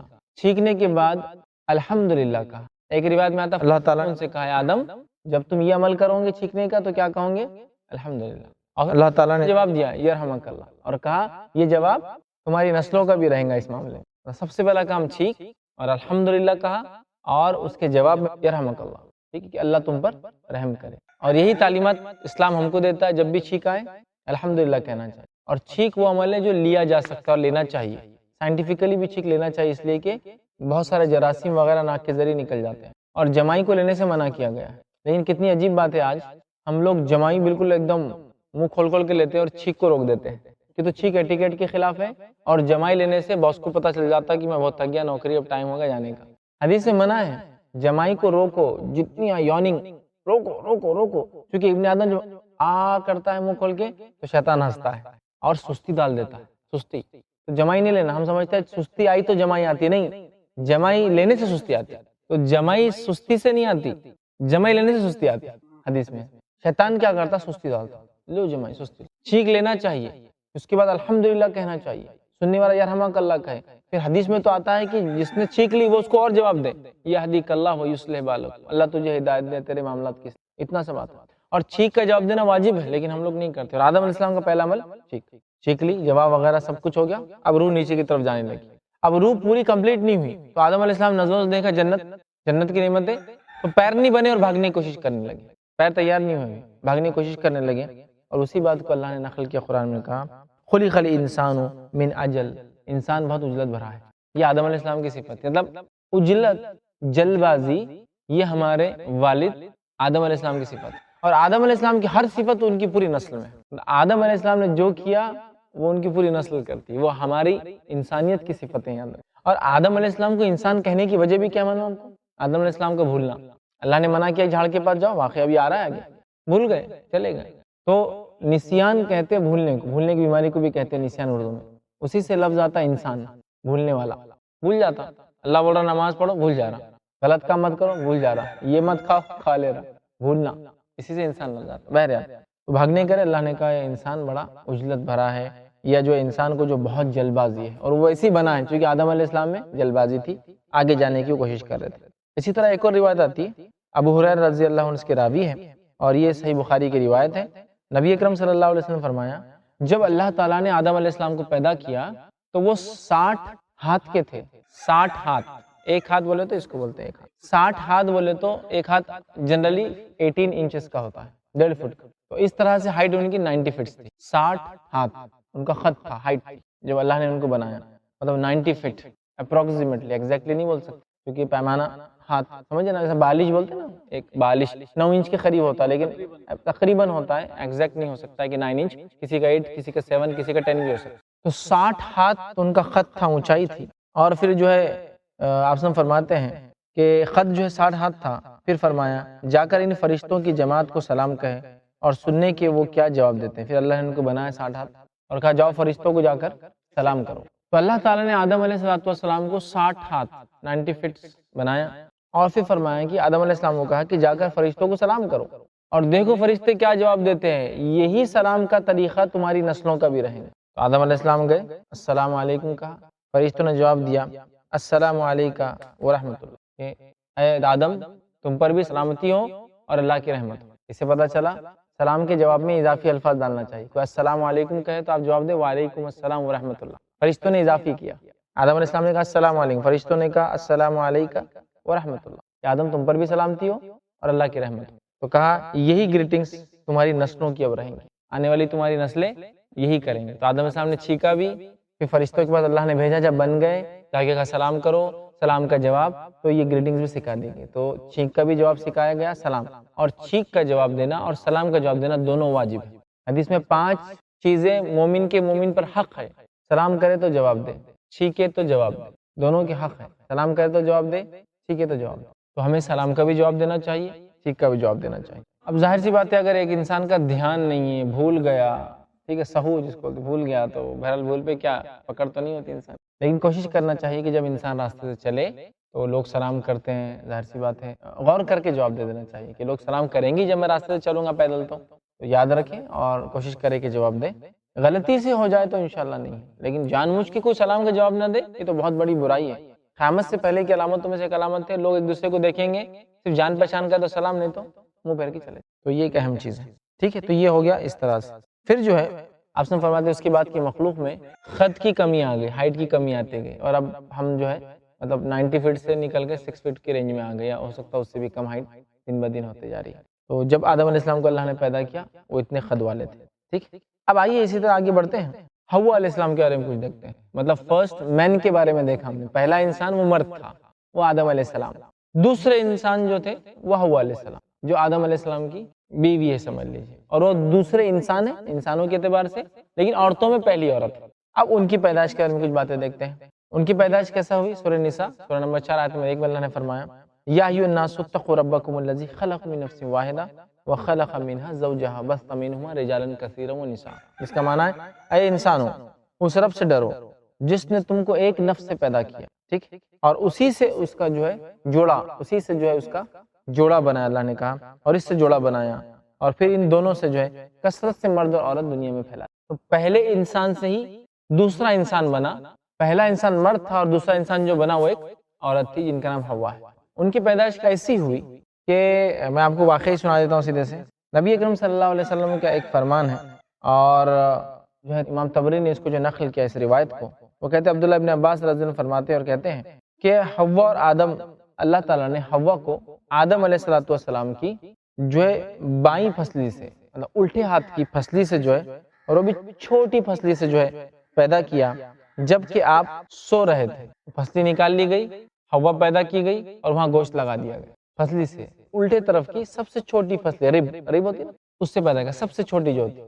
اور پھسلی کی خصوصیت کیا ہے معلوم ہم کو؟ سب سے ٹیڑھی چیز ہوتی ہے باڈی میں، باقی ہڈیاں دیکھیں سیدھی ہے، سیدھی میں موٹی ہے، پتلی یہ سب ہے، لیکن پھسلی جو ہے وہی ہے پورا کیچ پلٹتا ہے، اور سب سے چھوٹی، مطلب سب سے چھوٹی سب سے ٹیڑھی۔ اس لیے آپ سب نے ایک اور روایت میں فرمایا، بخاری کی حدیث ہے، آپ نے فرمایا، ابو ہریرہ رضی اللہ عنہ اس کے راوی فرماتے اور کہتے ہیں رسول اللہ صلی اللہ علیہ وسلم فرمایا عورتوں سے حسن سلوک کی نصیحت قبول کرو، مطلب عورتوں سے حسن سلوک کی نصیحت قبول کرو کیونکہ وہ پھسلی سے پیدا کی گئی، مطلب عورتوں سے اچھا سلوک کیا کرو، اگر وہ تم سے کہتی تو اچھا سلوک کیا کرو کیونکہ وہ پھسلی سے پیدا کی گئی ہے، اور سب سے ٹیڑھی جو سب سے چھوٹی سب سے ٹیڑھی اس پھسلی سے پیدا کی گئی ہے، اگر تو اس کو بہت زیادہ سیدھا کرنے کی کوشش کریں گا تو توڑ بیٹھے گا۔ مطلب عورتوں میں کچھ فطری کمزوریاں ہوتی ہیں، لیکن یقیناً عورتیں میری اس بات کا برا نہ مانیں، اس لیے کہ نبی اکرم صلی اللہ علیہ وسلم فطرت بتا رہے ہیں، اللہ نے ہر کسی کو ایک فطرت تو پیدا کیا، تو عورتیں کیونکہ پھسلی سے بنی، سب سے چھوٹی پھسلی سے بنی، سب سے ٹیڑھی پھسلی سے بنی، ان کے نیچر میں کچھ ایسی چیزیں ہوتی ہیں جو انسان کو مرد کو پسند نہیں آتی ہے، ٹھیک، لیکن اگر بہت زیادہ آپ سیدھا کرنے جائیں گے کہ میں جو بولا وہی ہونا، تو پھسلی کو بہت سیدھا کرے تو کیا ہوگا؟ سب سے ٹیڑھی چیز ہے وہ بہت نازک بھی ہوتی ہے، آپ تھوڑا سا سیدھا کریں گے ٹوٹ جائیں گے۔ تو اس کا مطلب یہ ہے کہ عورتوں میں کچھ فطری کمزوریاں ہوں گی ہی، مرد کا کام ہے ان سے ہمیشہ اچھا سلوک ہی کرے، یہ بہت ضروری ہے، کیونکہ اگر بہت زیادہ سیدھی کریں گا تو توڑ بیٹھیں گا، اگر چھوڑ دیں گا تو ٹیڑھی کی ٹیڑھی رہیں گے، پریشر ڈالو گے تھوڑی دیر تو سیدھے ہو جائیں گے، بہت زیادہ ڈالو گے تو بریک ہو جائیں گے، اور چھوڑ دو گے تو پھر ریٹین جیسا تھا ویسے اپنی شکل پھر لے لیں گی، فرمایا ٹیڑھی رہیں گی۔ اس لیے عورتوں سے حسن سلوک کی نصیحت قبول کرو، مطلب اگر حسن سلوک کرو، اچھا سلوک کرو، یعنی جو ہے ان کو نصیحت کرتے رہو اور نرم سلوک برتتے رہو۔ اس سے پتہ چلا مرد اور عورت کے اندر جو فرق اللہ بتا رہا ہے کہ عورت میں کچھ ٹیڑھا پن ہے اپنے اندر، یہ برائی کے معنی میں نہیں، نیچر ہے۔ جیسا کوئی یہ کہے یہ بلب 100 واٹ کا ہے، اس کو 200 واٹ کرنٹ نہیں دینا، خراب ہو جائے گا، لیکن اگر 100 سے کم بھی رہا تو بھی پرابلم ہو جائے گا، نہیں چلیں گا، ہے نا؟ تو یہ اچھی بات ہے نا، کیا بری بات ہے کہ نہیں 2000 واٹ دے دو، اس کو کیا ہوگا دیکھا جائے گا، بلب خراب ہو جائے گا۔ تو اللہ تعالیٰ نے جس فطرت سے پیدا کیا، جس کو مخلوق کو بتا دیا دیکھو یہ فطرتیں ہیں تو لے کر چلنا ہے، مرد کا اپنا مزاج، عورت کا اپنا مزاج بتا دیا تاکہ مرد اچھا سلوک کرے ان سے، ٹھیک ہے۔ اب آئیے یہ ہوا حوا علیہ السلام کی پیدائش کس طرح سے کیا، ٹھیک۔ اب جو ہے ابلیس نے جو ہے ان دونوں کو کیسے نکالا، ایک ہوا آدم علیہ السلام کی پیدائش، ابلیس کا سجدہ نہ کرنا، اس کا تکبر کرنا، لیکن اب وہ جنت سے نکال دیا گیا ہے، کیوں کہ اس نے آدم علیہ السلام کو سجدہ نہیں کیا، اس لیے نکال دیا گیا ہے۔ اب نکلنے کے بعد اس نے آدم علیہ السلام سے دشمنی پکڑی کہ اب میں بدلہ لوں گا۔ پہلے ہی وہ پریشان تھا، بجا بجا کے دیکھ رہا تھا کہ مخلوق آ گئی، کچھ تو بھی نیا ہونے والا ہے، ٹھیک ہے، اس کو اندازہ تھا فرشتوں کی باتوں سے کہ کیا کیا ہونے والا ہے. فرشتوں کو سجدہ کرنے کا حکم دیا تو وہ سمجھ گیا کہ اس کو بھی کرنا ہے اور یہ مخلوق فرشتوں سے اور مجھ سے دونوں سے افضل ہے. اصل اس واقعے میں کڑی جوڑنا، ترتیب جوڑنا ناممکن سی بات ہے. اس کی وجہ یہ ہے کہ یہ جنت کے تذکرے ہو رہے ہیں، غائب کی باتیں ہو رہی ہیں. جیسا کہ موت کے تذکرے اور موت کی بات کی حالت کی کڑیاں جوڑنا اور مرنے کے بعد جو اٹھیں گا انسان اور حشر تک کیا ہوں گا، کڑیاں نہیں جوڑ سکتی. ایک ایک یونٹ کو ہم بیان کر سکتے ہیں، ایک یونٹ ایک یونٹ ایک یونٹ، لیکن اگر ترتیب جوڑیں گے مالا نہیں ہوتا ہو کہ فرسٹ کیا ہوں گا، سیکنڈ کیا ہوں گا. ہو سکتا ہے یہ فرسٹ ہو، علماء لکھتے ہو سکتا ہے وہ فرسٹ ہو جائے، ہو سکتا ہے یہ ترتیب ہو، نہیں ہو سکتا یہ ترتیب ہو. لیکن ایک ایک یونٹ اپنے اندر مکمل ہے، لیکن وہ کس کے بعد ہوں گا یہ ایکسپلینیشن تھوڑا سا ٹف جاتا ہے. تو اسے نکال دیا گیا، لیکن نکالنے کے بعد پھر کیسا؟ تو علماء لکھتے ہیں نکال دیا گیا لیکن جنت سے نہیں نکلا تھا. معلوم تھا کوئٹ ہونے والا ہے، ایگزٹ ہونے والی ہے ابھی، لیکن وہاں تھا. پھر بہکایا اور خود تو نکلا، ان کو بھی نکال لے گئے. تو ایک یونٹ ہے نکال دیا گیا، ایک یونٹ ہے بہکایا. اب سوال یہ کہ وہ نکالے بعد مطلب پہلے نافرمانی کرتے ہکال دیا گیا یا نافرمانی کی تھوڑی دیر بعد نکالا گیا؟ تو بات جو سمجھ میں آتی وہ یہ ہے کہ نافرمانی کی بات بھی کچھ وقت تھا وہ، اسی لیے تو وہاں آ کے وسوسے وہ ڈال رہا تھا. تو آئیے اب جو ہے ابلیس کا تکبر اور اس کا انجام کیا ہوا اور اس نے کیا چالیں چلی دونوں کے خلاف. مطلب ہیومینٹی کے خلاف. شیطان جو ہے اس کا دشمن ہے، انسانیت کا شیطان دشمن ہے، ہیومن ریس کا دشمن ہے. کیوں؟ تو اس کو لگتا ہے یہ کمپیٹیٹر تھے اس کے اور اللہ نے ان کو افضل بنا دیا تھا. ٹھیک، آئیے آگے بہرحال ہم چلتے ہیں کہ تکبر کا کیا، ابلیس نے کیا کیا، اس سے کیا گناہ ہوا تھا ابلیس سے؟ ایک ہی گناہ ہوا تھا، تکبر کیا. تو تکبر کا انجام کیا ہوا دیکھیے. اب ہوا یہ کہ اللہ تعالیٰ نے جو ہے ابلیس کو سجدہ کرنے کا حکم دیا، ابلیس نے سجدہ نہیں کیا، تکبر کیا. اور اللہ رب العزت نے جو ہے فرمایا تکبر کرنے کے بعد اس نے دشمنی پکڑ لی. مطلب ایک تو غلطی خود کی تھی اور آدم علیہ السلام نے دشمنی پکڑ لی اور یہ جنوں میں سے تھا. اس کے لیے ایک دلیل بھی دیتا ہوں جو کہ سورہ کہف سورہ نمبر 18 آیت نمبر 50 میں اللہ نے کہا وَإِذْ قُلْنَا لِلْمَلَائِكَةِ اسْجُدُوا لِآدَمَ فَسَجَدُوا إِلَّا إِبْلِيسَ كَانَ مِنَ الْجِنِّ فَفَسَقَ عَنْ أَمْرِ رَبِّهِ. اس کا معنی ہوتا ہے کہ جب تیرے رب نے حکم دیا فرشتوں کو کہ جھک جاؤ آدم کے سامنے، سب کے سب جھک گئے سوائے ابلیس کے. كَانَ مِنَ الْجِنِّ، وہ جنوں میں سے تھا. فَفَسَقَ عَنْ أَمْرِ رَبِّهِ، اور اس نے اپنے رب کے حکم کو جھٹلا دیا. تو ابلیس کبھی بھی فرشتہ نہیں تھا، یاد رکھیے. غلط فہمی ہوتی ہے بہت سے لوگوں کو، ابلیس بہت بڑا فرشتہ تھا اور فرشتوں کا سردار تھا، پھر بعد میں بہک گیا، پھر برے فرشتوں کی ٹیم بنا لیا. تو شیطان جو ہے وہ برے فرشتے ہیں، ٹھیک ہے، پھر ٹیم بنا کے الگ لے کے نکل گیا. اصل ابلیس پہلے جن کا نام تھا. شیطان اس کو کیوں کہا جاتا ہے؟ وہ اس کی صفت ہے شیطانیت. جیسا بولتے ہیں بہت شیطان بچہ ہے، شیطانیت اس کی صفت ہے، ابلیس کی صفت ہے، اس لیے اس نام سے مشہور ہو گیا ہو. لیکن اس کا ایکچوئل نام ابلیس ہے، لیکن شیطان اس کی صفت ہے اور اس کے جتنے پیروکار ہیں سب میں وہی صفت ہے. ان کو شیاطین بولتے جمع، ٹھیک. تبھی ملا، ورنہ تب تک تو وہ عبادت گزار تھا، فرشتوں میں رہتا تھا، جنت میں تھا، جنت کا واسی تھا، سمجھو جنت میں رہنے والا تھا. لیکن جب یہ کیا تو بس اس کی شیطانیت یہاں سے شروع ہو گئی اور اس نے دشمنی پکڑ لی. کس سے؟ آدم علیہ السلام سے. اب بدلہ لینا ہے میں کو ان سے. کیوں؟ تو یہ کلپریٹ ہے، آدم کی وجہ سے ہو رہا نا، مجھے نکالا گیا اب میں لوں. یہاں سے اس کی دشمنی شروع ہو گئی. اب اس نے دشمنی کی اور وہ پہلا جن تھا. اور جن اور انسان دو ہی اللہ کی مخلوق ہے جو مکلف سمجھتے ہیں، مطلب وہ جو کام کریں گے ان کو جواب دینا آخرت میں. کیوں کیا؟ اچھا کیا تو بدلہ لو، برا کیا تو سزا لو. سمجھ رہے آپ؟ تو یہ مکلف مخلوق. اب ابلیس نے کیا کیا؟ اعلان جنگ کر دیا اللہ کے پاس انسانوں کے خلاف، آدم علیہ السلام کے خلاف. اور کیا کہا؟ سورہ اعراف سورہ نمبر 7 آیت نمبر 16 اور 17 میں اس نے کہا. اور دیکھیے کیا کہتا ہے. پھر شیطان نے کہا مجھے تو نے ملعون کیا ہی ہے، مجھ پہ تو لعنت کر ہی دی ہے اے اللہ. آگے اللہ اس نے کہا میں بھی تیرے سیدھے راستے پر ان کو گمراہ کرنے آؤں گا، مجھے مہلت دی جائے. اور اس کو قیامت تک کے لیے مہلت ہے. مطلب ابلیس ایک ایسا جن ہے جس کو قیامت تک زندہ رہنے کی اجازت ہے. ویسے جناتوں کو عموماً عمریں لمبی ہوتی ہے، اس کی لیکن سب سے زیادہ لمبی ڈے 1 سے ہے لاسٹ ڈے تک رہنے والا ہے. شیاطین تو مرتے ہیں، یہ ابلیس نہیں مرے گا، اسپیشل کیس. یہ پہلا پیدا ہوا آدم علیہ السلام سے پہلے اور قیامت تک، مطلب جب تک قیامت قائم نہیں ہوگی تب تک زندہ رہیں گا. ویسے عموماً جن لمبا جیتے ہیں لیکن وہ بھی مرتے ہیں، لیکن ابلیس اسپیشل کیس ہے شروع سے. تو مطلب ہمیں بہکانے والا، انسانیت کو بہکانے والا، عقیدہ توحید سے ہٹانے والا، لوگوں کو گناہ میں لگانے والا ویل ایکسپیرینسڈ ہے. اس کو آدم علیہ السلام کو جنت سے بہکانے کا ایکسپیرینس ہے، تو اس کے بعد انبیاءوں کی جماعت در جماعت 1,24,000 انبیاءوں کی نسلوں کو اور ان کی قوموں کو بہکانے کا ایکسپیرینس ہے.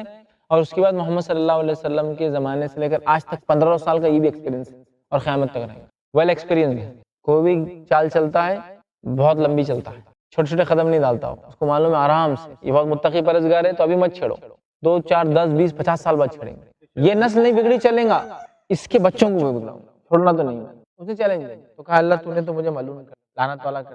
اب میں سیدھی راہ میں بیٹھوں, ٹھیک ہے, بیٹھوں گا, پھر ان کے آگے پیچھے اور دائیں بائیں سے ان کے پاس آؤں گا, آگے پیچھے دائیں بائیں سے ان کے پاس آؤں گا, اور کہا اور تو ان میں سے اکثر کو شکر گزار نہیں پائیں گا, اکثر کو ناشکری کراؤں گا, اکثر تیرے شکر گزار نہیں ہوں گے, اس لیے بولتے ناشکری کرنا کفر ہے. تو بہرحال ابلیس نے جو دشمنی لی اور یہ وعدہ کر لیا کہ اب میں ہر طریقے سے تم لوگوں کو جو ہے انسانوں کو جو ہے گمراہ کروں گا, ٹھیک ہے, اور یہ وعدہ کر کے اللہ تعالیٰ سے جو ہے وہ آ چکا ہے, ٹھیک. اب جو ہے یہ وعدہ کرنے کے بعد جو اس کی دشمنی, مطلب اس سے ہم کو سمجھ میں آ رہی ہے کہ ہر طرح سے ہم پہ اٹیک کرنا چاہتا ہے. اب ابلیس کو جنت سے نکال دیا گیا, تو اللہ تعالیٰ نے ابلیس کو کیا کیا, پھر لعنت کی, نکال دیا, اسے جنت سے نکال دیا. اب ابلیس نے کیا کیا, یہ ٹھان لی کہ میں چونکہ نکالا گیا ہوں وجہ آدم, اب مجھے ریونج بدلہ لینا ہے آدم سے, ٹھیک. اور یہ دشمنی کو سمجھنا ہم انسانوں کے لیے بہت زیادہ ضروری ہے. میں بہت زیادہ تفصیلات میں نہیں جا سکتا ہوں, لیکن دشمنی کو سمجھنا بہت زیادہ ضروری ہے, اس لیے کہ جس نے اس دشمنی کو نہیں پہچانا اور شیطان کو دوست بنا لیا, وہ تو دنیا تو ہاتھ سے جائیں گی, مرنے کے بعد بھی اس کو سکون نہیں ملنے والا, جہنم میں جائیں گا. کیونکہ اس کا مقصد کیا ہے ابلیس کا, بتاؤں آپ کو, انما یدعو حزبہ لیکون من اصحاب السعیر, سورہ فاطر سورہ نمبر 35 35 آیت نمبر 6. یہ تو چاہتا ہے انما یدعو حزبہ, یہ تو چاہتا ہے خود کو اور اپنے ٹولے کو, حزب جو اس کے ماننے والے, لیکون من اصحاب السعیر, بھڑکتی ہوئی آنکھ کا ساتھی بنا دے, جہنم میں لے جائے. کس کا مقصد ہے ابلیس کا. تو اس کے اس مقصد کو ہم کو ہمیشہ ذہن میں رکھنا. اس کا مقصد صرف ایک ہے, انسانیت کو جہنم میں لے جانا. یہ آ کر خیر خواہ بھی کریں گا تو جہنم کے لیے کریں گا, یا کہ بدماشی بھی کریں گا تو جہنم میں ڈالنے کے لیے کریں گا. یہ جو کچھ کریں گا صرف جہنم میں لے جانے. تو کبھی بھی ابلیس کو اپنا دوست اور ولی نہیں بنانا چاہیے. ہم لوگ بہت ساری بار ابلیس کی بات سن لیتے ہیں, شیطان کی, رحمان کی بات کے مقابلے میں. اب ابلیس کو نکال دیا گیا. اب اس نے ٹھان لیا کہ میں آدم کو نکال کے رہوں گا, ٹھیک ہے, اور اس کے لیے جو ہے پوری کوششیں بہرحال اس نے کر لی کہ آدم علیہ السلام کو وہ جو ہے جنت سے جو ہے باہر نکالے, ٹھیک.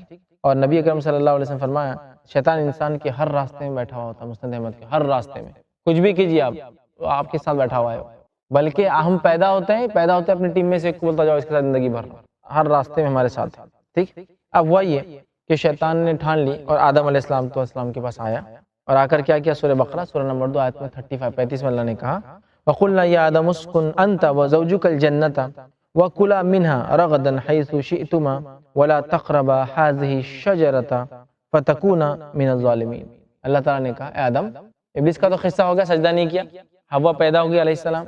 اب آدم علیہ السلام کو اللہ نے کہا, آدم تم اور تمہاری بیوی سکون کے ساتھ جنت میں رہو, کھاؤ پیو میں وغیرہ, لیکن وَلَا تَقْرَبَا هَٰذِهِ الشَّجَرَةَ, یہ جھاڑ کے پاس مت جانا. ایک جھاڑ تھا, کیوں منع کیا؟ اللہ آزمانا چاہ رہا تھا اس سے. جیسے ہم کو کہہ دیا یہ حرام ہے شراب, مت پیو, آزمائش, پھر بھی پیئیں گے سزا ملیں گے, نہیں پیئیں گے اجر ملے گا کہ اللہ نے ایک چیز سے منع کیا, میرا بندہ دیکھو نہیں پیا. آزمائش تھی وہ, ایمان بغیر آزمائش کے نہیں ہوتا ہے, ٹھیک ہے. تو کہا سب کھاؤ پیو, یہ جھاڑ کے پاس مت جانا, اگر اس کے پاس گئے تو تم اپنے نفس پہ ظلم کر بیٹھو گے. اب ہوا کیا, شیطان آیا, ٹھیک ہے, شیطان آیا اور آدم علیہ السلام کو کہا, ارے یہ تو بہت خاص جھاڑ ہے. وسوسہ ڈالا اس نے دل میں, یہ تو بہت خاص جھاڑ ہے, جو اس جھاڑ کو کیا کریں گا, اس کا پھل کھا لیں گے نا, ہمیشہ کی زندگی ملیں گی, سمجھے, اور ایسی سلطنت ملیں گی جو کبھی نہ ختم ہو. ایک جگہ بولا فرشتے بن جاؤں گے کھا کر, اینجلز بن جاؤں گے, بادشاہت مل جائیں گی, اور کبھی نہ ختم ہونے والی بادشاہت, اور ہمیشہ زندہ رہوں گے. اب دیکھو, ہمیشہ زندہ رہنا کون نہیں چاہتا؟ کون سا ایسا آدمی اس کو بولے کہ ملک مل جائیں گا ایک کام کرے تو؟ ملک, سلطنت, ملک تھا, مطلب دنیا, مطلب سب کچھ تھا جو انسان چاہتا ہے, ہمیشہ جینا, پیسہ, مال دولت, سب کچھ. اس نے وہی آ کے کہا کہ میں تو بہت خیر خواہ ہوں تمہارا. وسوسہ, شیطان کی وسوسہ سمجھتا ہے, وسپرز, دل میں آ کے بات ڈالتا ہے, ایسا کر لو, ویسا کر لو, یہ غلط ہے, یہ صحیح ہے, یہ کر لو, تھوڑا سا تو کر لو, ارے اس میں پیسہ کتنا دیکھو نا, خالی حرام حلال سمجھیں گے تو پھر کام کیسا ہوں. وہ آ کے بہکاتا ہے. تو اب کیا ہوا, اس نے آ کر جو ہے آدم علیہ السلام اور حوا علیہ السلام کو مکمل طور سے بہکانا شروع کیا, ٹھیک ہے. اور اس نے کیا کیا کہ ان دونوں کو جو ہے بہکایا, اور اللہ نے فرمایا فَأَخْرَجَهُمَا مِمَّا كَانَ فِيهِ, اللہ نے جو جنت میں ڈالی تھی اس سے نکالے گئے. کیوں؟ تو انہوں نے وہ پھل کو دونوں نے کھا لیا. مطلب وہ جو آزمائش تھی پھل, اس میں وہ جو ہے ناکام ہو گئے, خطا ہو گئی, وہ پھل کو انہوں نے کھا لیا. اللہ سبحانہ تعالیٰ فرماتا ہے, اور شیطان نے کیا کیا, دیکھیں سنی, وہ الفاظ بھی قرآن نے دیکھا, فَوَسْوَسَ لَهُمَ الشَّيْطَانُ, تو شیطان نے کیا کیا, وسوسہ ڈالا, اور وسوسہ ڈالنے کی وجہ سے جو ہے انہوں نے پھل کھا لیا. پھل کھاتے ہی جو چیز ان سے چھپی تھی وہ کھل گئی. اور آج بھی شیطان ابن آدم کو ایسی بہکاتا ہے, آج بھی وہ انسانوں سے وہ چیز جو اللہ نے چھپائی، اب اللہ کہہ رہا چھپا کے رکھو ستر، اب کھولنے لگاتا ہے. جب سمجھ دی انہوں نے چھپانے لگے، اب کھولنے لگاتا ہے ستر کھولو، مطلب بے حیائی کرو، بے شرمی کرو، زنا کرو اور سارے فاحش کاموں میں انسانوں کو لگاتا ہے. اب اس کے بعد کیا ہوا، اس نے وسوسہ ڈالا اور اللہ رب العزت نے پہلے تو کہا فرشتے بن جائیں گے، ہمیشہ جئیں گے. دوسری جگہ کہا اللہ رب العزت نے فوسوس الیہ الشیطان قال یا آدم هل ادلک علی شجرۃ الخلد وملک لا یبلی. اے آدم کیا میں تم کو ایسا پھل نہ بتاؤں، ایک جھاڑ جس کو کھانے سے کیا ہوں گا، ہمیشہ زندہ رہوں گے اور ایسی ملکیت ملیں گی جو کبھی نہ ختم ہوں گی. ایک تو فرشتے بن جاؤں گے، ہمیشہ زندہ رہوں گے، اور ایک ایسی ملکیت جو کبھی نہ ختم ہوں گی. یہ تین چیزوں کے علاوہ انسان کو چاہیے کیا؟ ہمیشہ نہ ختم ہونے والا مال، ہمیشہ نہ ختم ہونے والی زندگی اور فرشتوں کے جیسا. آدم علیہ السلام اس کے بہکاوے میں آ گئے. سورہ طٰہٰ کی آیت نمبر جو ہے 120. چلیے اب آگے ہم بڑھتے ہیں. آدم علیہ السلام کو اللہ نے جو ہے کہا کہ اب کیونکہ پھل کھا لیا، اب یہاں رہنے لائق تو نہیں ہوں، اب جنت چھوڑ کے جانا پڑے گا.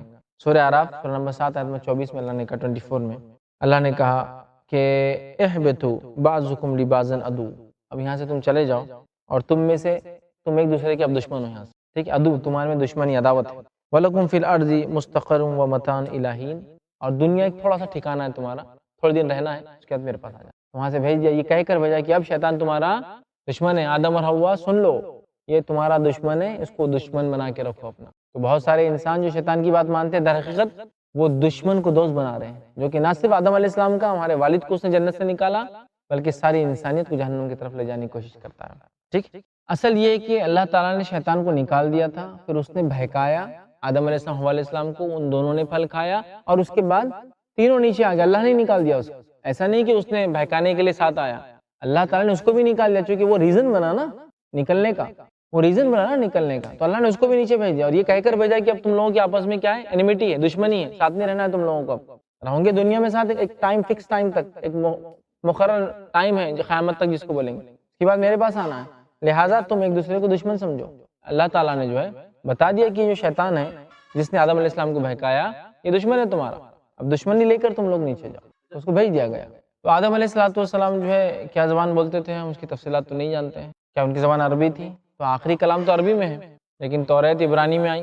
اس کا زبور جو ہے سیرامک، ٹھیک ہے، سیرک یا ارامک جس کو ایک زبان کہتے تھے، اس میں آئی. اور انجیل جس کو ہم کہتے ہیں، ٹھیک ہے، وہ سریانی زبان جس کو کہتے ہیں، اس زبان میں آئی. تو اس سے پہلے بھی الگ الگ زبانوں میں کتابیں آئی ہیں. ہم یقینی طور سے نہیں کہہ سکتے کہ آدم علیہ السلام کی زبان عربی تھی، جو بھی تھی واللہ عالم، اللہ بہتر بہرحال جانتا ہے. لیکن جو کتابیں تھیں جیسے توریت تھی، وہ ایک ساتھ نازل ہوئی اور لکھی ہوئی شکل میں پتھروں کے اوپر. انجیل اور زبور کا وہی معاملہ تھا، یہ کتابیں جو پچھلی آئی سب ایک ساتھ اترتی تھی اور کچھ کو لکھا گیا. انجیل کو تو لکھا بھی نہیں گیا، انجیل جو ہے خبر تھی جو دی گئی. اب عیسیٰ علیہ السلام کے زمانے میں تو لکھی بھی نہیں گئی، عیسیٰ علیہ السلام کے کئی زمانہ بعد جو ہے اس کو بہرحال کے تحریری شکل میں لکھا گیا، ریٹن فارم میں. ٹھیک ہے، اب کیا ہوا، وہاں سے نکلے، شیطان نے لیکن معافی نہیں مانگی. یہ فرق تھا سب سے بڑا، تکبر، میں صحیح ہوں. اور آدم علیہ السلام نے کیا کیا، معافی مانگی، اپنے گناہ کی. اللہ نے اس معافی کا بھی تذکرہ قرآن کے اندر کیا اور سورہ اعراف سورہ نمبر 7 آیت نمبر 23 سے فرمایا اللہ نے قال ربنا ظلمنا انفسنا وان لم تغفر لنا وترحمنا لنكونن من الخاسرین. دونوں نے کہا قال ربنا ظلمنا، اے اللہ ہم نے اپنی نفسوں پر دونوں نے ظلم کیا. اب یہ جملے کو دیکھیں، ظلمنا انفسنا، اے اللہ ہم نے اپنی نفس پہ ظلم کیا. یہ نہیں کہا کہ اے اللہ حوا نے ظلم کیا اپنی نفس پر اور میں بہکا. جیسا بہت سے لوگ بولتے ہیں نا، وہ حوا تھی جو بہک گئی، حوا نے آدم علیہ السلام کو بہکایا. عورت بری چیز ہوتی ہے، عورت بہکانے والی ہوتی ہے. بلکہ کچھ مذہبی کتابوں میں تو یہاں تک کہ عورت شیطان سے پیدا ہوئی، شیطان کی ساتھی ہے، ٹھیک ہے، اس لیے اس سے بات نہیں کرنا، وہ بے حیا ہوتی ہے، اس کو عبادت گاہوں میں نہیں آنے دینا. یہ سب ہماری تعلیمات نہیں، اسلامی تعلیمات. قرآن نے جب بھی تذکرہ کیا غلطی کا، دونوں کو برابر جو ہے گنا. یہ نہیں کہا کہ حوا نے غلطی کی، حوا نے بہکایا، حوا نے فلاں کیا. ربنا، اے اللہ ہم نے غلطی کی، ظلمنا انفسنا، اے ہمارے رب ہم نے اپنی نفسوں پہ ظلم کیا دونوں نے، ٹھیک ہے. وَإِن تغفر لنا، اگر تو نے ہم کو معاف نہ کیا، مجھے معاف نہ، حوا نہیں دعا کر رہی، آدم نہیں کرے، مجھے معاف کیا، لنا ہم کو معاف نہ کیا، تو ہم تو جو ہے خسارہ اٹھانے والوں میں سے ہو جائیں گے. تو اللہ تعالیٰ نے کیا کیا، توبہ کی کلمات سکھائے. وہ کلمات یہ تھے، دونوں نے توبہ کی، اللہ نے کی توبہ قبول کر کے بھیج دیا اور شیطان تکبر کے ساتھ آیا، توبہ نہیں کی اس نے. اور دنیا میں جو ہے آگے یاد رکھیے، پھر آدم نے اپنے پروردگار سے کچھ کلمے سیکھے اور کلمات سیکھ کر جو آپ نے جو ہے اللہ تعالیٰ سے جو ہے دعا کی، اور دعا کرنے والے اللہ نے دعا سن لی، دونوں کو معاف کر کے دنیا میں بھیج دیا. ٹھیک ہے، اسی طرح ہم دیکھتے ہیں اللہ سبحانہ تعالیٰ قرآن میں فرماتا ہے سورہ اعراف سورہ نمبر 7 آیت میں 172 172 میں اللہ نے فرمایا اور جب تمہارے پروردگار نے آدم سے یعنی ان کے جو ہے پیٹھ سے ان کی اولاد کو نکالا. اب آدم علیہ السلام نے توبہ کر لی یا توبہ سے پہلے، یہ کب ہوا ہم نہیں جانتے واقعہ، لیکن ایک واقعہ ہوا. یہ واقعہ بڑا مشہور واقعہ ہے، اس کو عہد الست بولتے ہیں. سورہ اعراف میں اس کا تذکرہ آتا ہے. وہ کیا تھا سنیے. وَإِذْ أَخَذَ رَبُّكَ مِن بَنِي آدَمَ مِن ظُهُورِهِمْ ذُرِّيَّتَهُمْ وَأَشْهَدَهُمْ عَلَىٰ أَنفُسِهِمْ أَلَسْتُ بِرَبِّكُمْ قَالُوا بَلَىٰ شَهِدْنَا.